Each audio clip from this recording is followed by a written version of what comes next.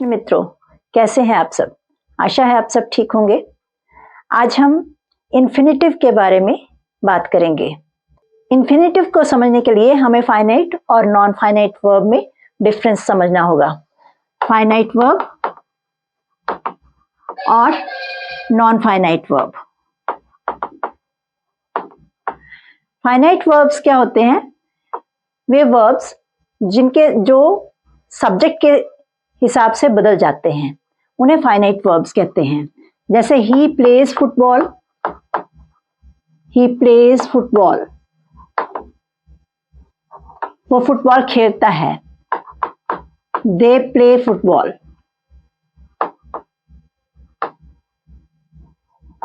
वे football खेलते हैं।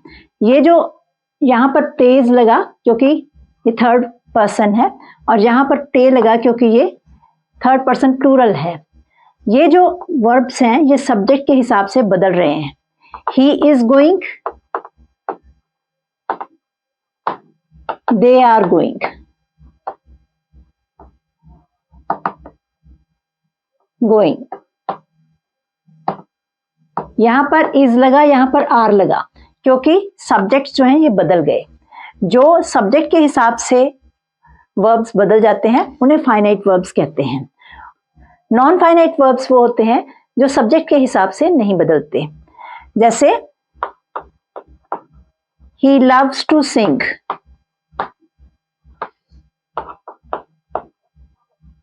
दे love to सिंग।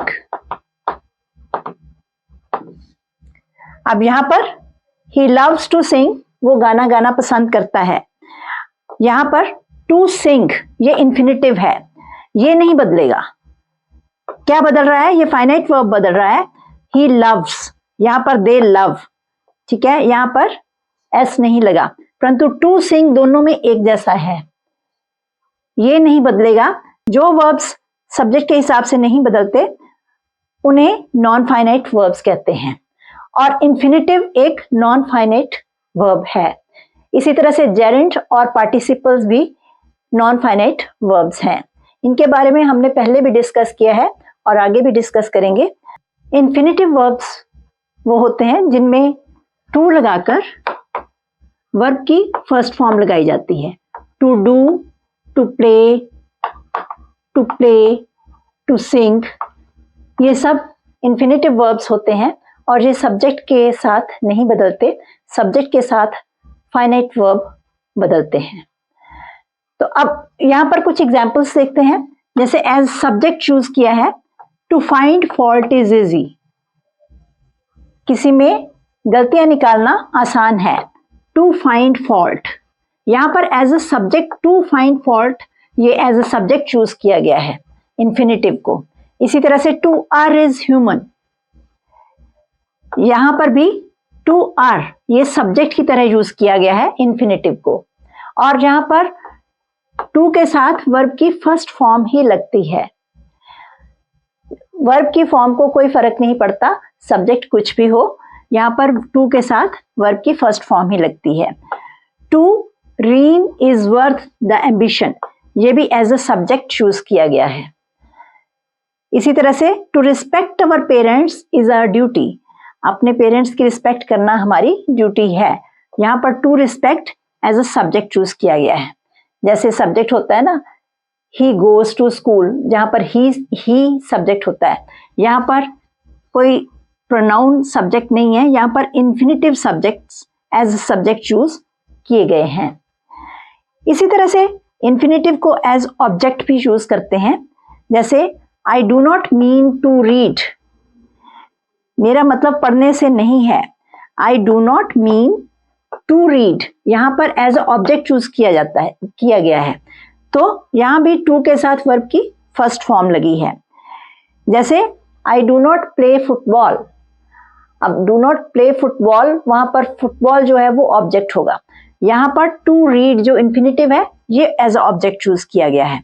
इसी तरह से he likes to play cricket, to play, he likes to play, यहां पर टू प्ले जो है एज ऑब्जेक्ट चूज किया गया है इन्फिनेटिव को, और ये हमेशा टू के साथ वर्ब की फर्स्ट फॉर्म लगेगी। इसी तरह से birds love to sing, birds love to sing, यहाँ पर भी इन्फिनेटिव को एज ऑब्जेक्ट यूज किया गया है। इसी तरह से he refused to obey the orders, he refused to obey, यहाँ पर to obeying या to obeyed इस तरह से नहीं लिख सकते, फर्स्ट फॉर्म ही लगेगी। he refused to obey the orders, यहाँ पर भी जो इन्फिनेटिव है इसको एज ऑब्जेक्ट यूज किया गया है। इसी तरह से जो इन्फिनेटिव है as a complement of a verb भी यूज किया जाता है। His greatest player is to sing, यहाँ पर ये as a complement of the verb to sing use किया गया है। Is, his greatest player is का के बाद कॉम्प्लीमेंट के रूप में यूज किया गया है।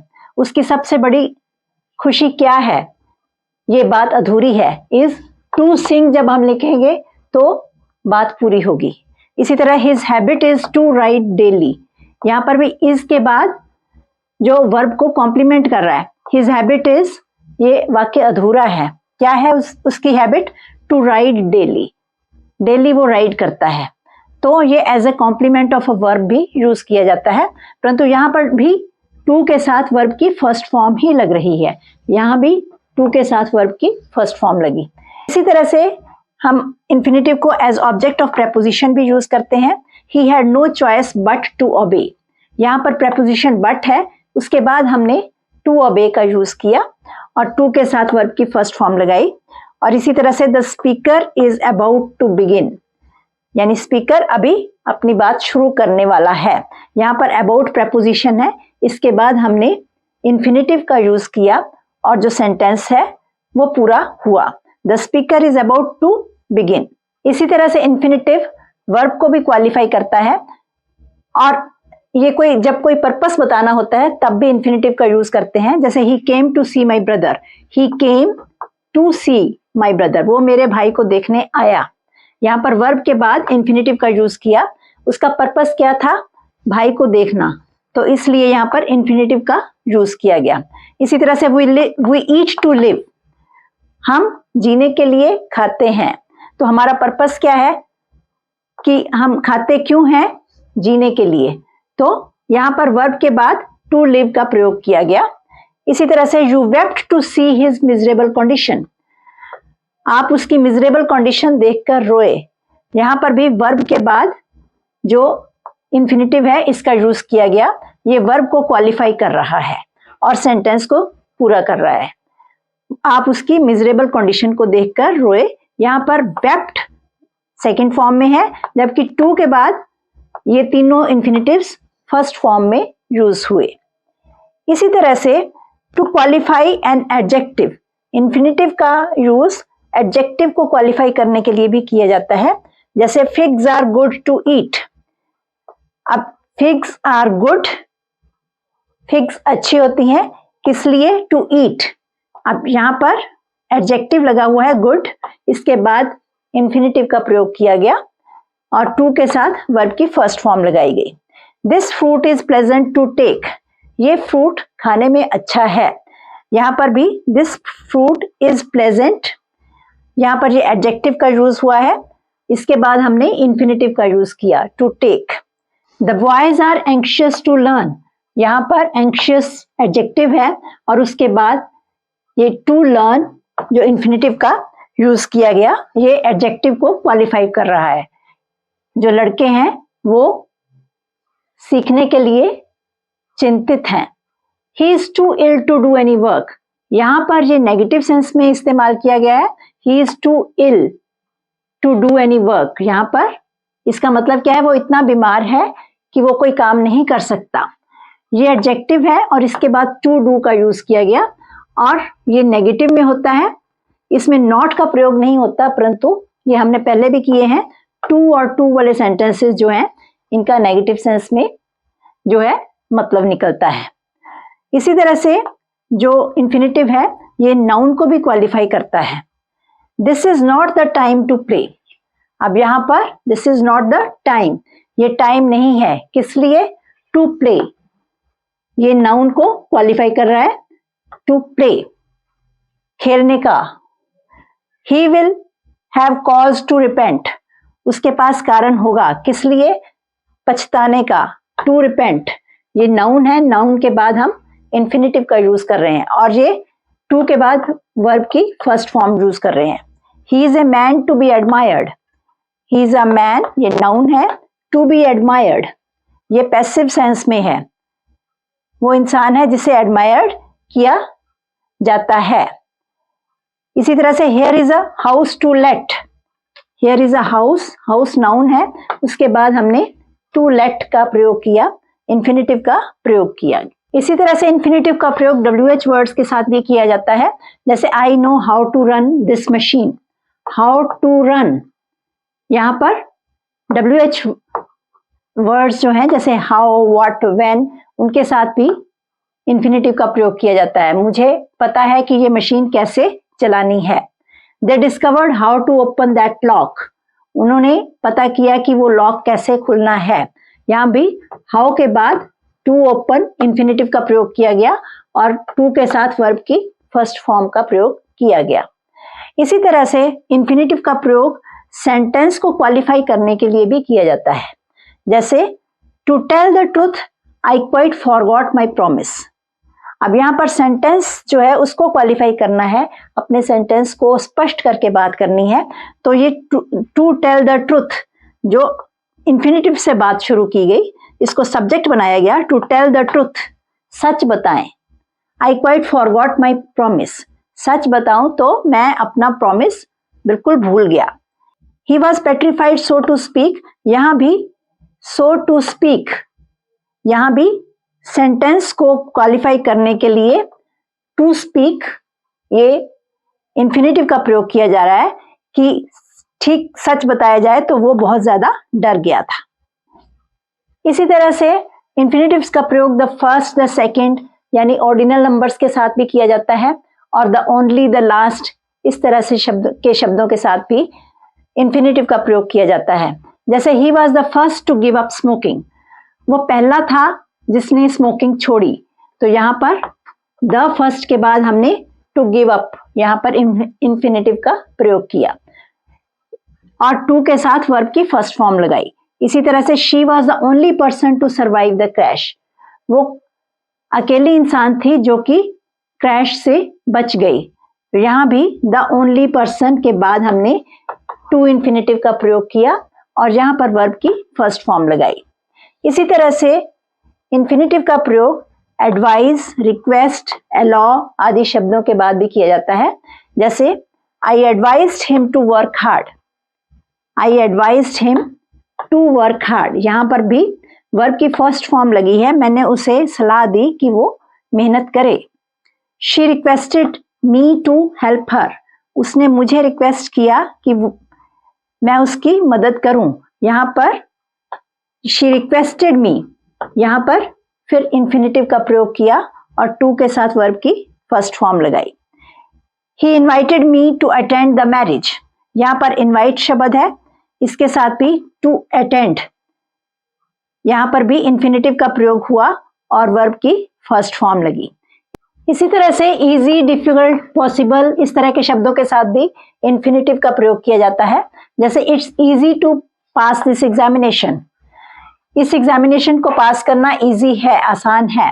इजी के बाद इन्फिनेटिव का प्रयोग किया गया और यहाँ पर वर्ब की फर्स्ट फॉर्म लगाई गई। इसी तरह से the sum is difficult to solve, यहाँ पर डिफिकल्ट शब्द है और इसके बाद हमने इन्फिनेटिव, टू इन्फिनेटिव का प्रयोग किया और यहाँ पर भी वर्ब की फर्स्ट फॉर्म लगाई गई है। It was impossible to reach in time, impossible के बाद भी हमने टू इन्फिनेटिव का प्रयोग किया और टू के बाद वर्ब की फर्स्ट फॉर्म लगाई गई। और इसी तरह से इन्फिनेटिव का प्रयोग सेंटेंसेस को ज्वाइन करने में भी किया जाता है, जैसे he goes to college to study, वो कॉलेज जाता है पढ़ने के लिए, he goes to college, why does he go to college, he goes to college to study. यहां पर भी टू स्टडी इन्फिनेटिव का प्रयोग किया गया और वर्ब की फर्स्ट फॉर्म लगाई गई। He is strong enough to lift this box, वो इतना स्ट्रॉन्ग है कि वो इस बॉक्स को उठा सके।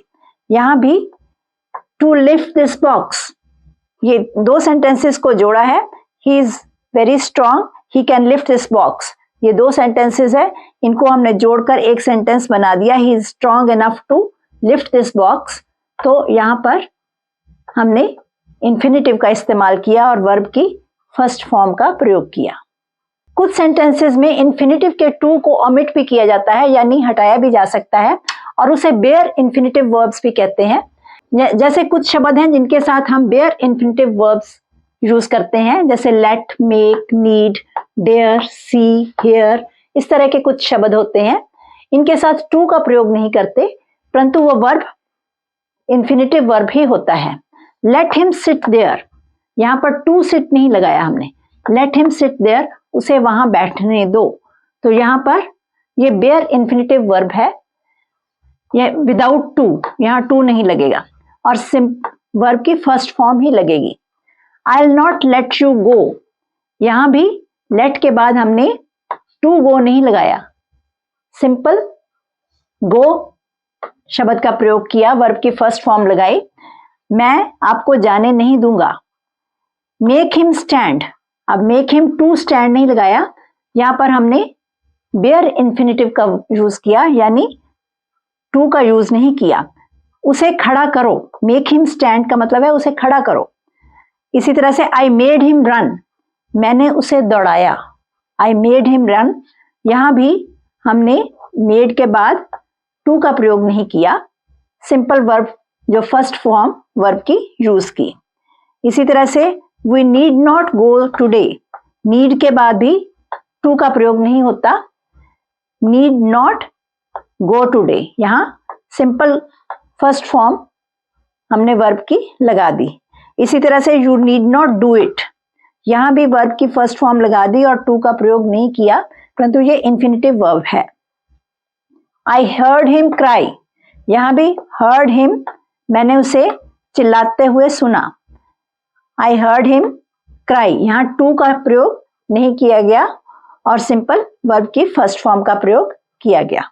इसी तरह से इंफिनिटिव का प्रयोग मॉडल वर्ब्स के बाद भी किया जाता है, जैसे will, shall, should, can, could, may, might, इनके साथ भी जो इंफिनिटिव का प्रयोग किया जाता है उनके साथ टू का प्रयोग नहीं होता और वो बेयर इंफिनिटिव होते हैं।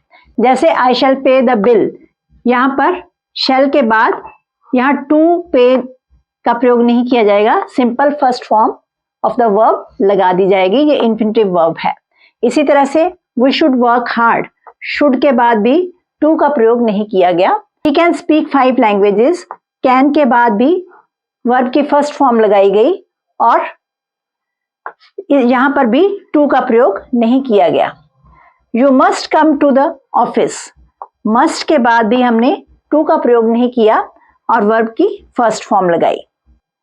कुछ हेल्पिंग वर्ब्स होते हैं जैसे डू, डज, डिड, इनके बाद भी जो इन्फिनिटिव जब यूज किए जाते हैं तो टू का प्रयोग नहीं किया जाता, जैसे he does not attend the class, वो क्लास अटेंड नहीं करता, तो यहाँ पर टू अटेंड नहीं लगेगा, he does not attend, simple verb की फर्स्ट फॉर्म लगाई गई।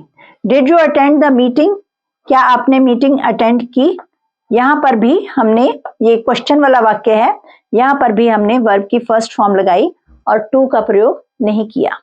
आप भी इस तरह से इन्फिनिटिव्स यूज करके कुछ सेंटेंसेस बना सकते हैं, इन्फिनिटिव्स जो कि नॉन फाइनाइट वर्ब्स होते हैं, और आप इनकी जितनी प्रैक्टिस करेंगे आपको उतनी अच्छी तरह से आप इन्हें समझ सकेंगे।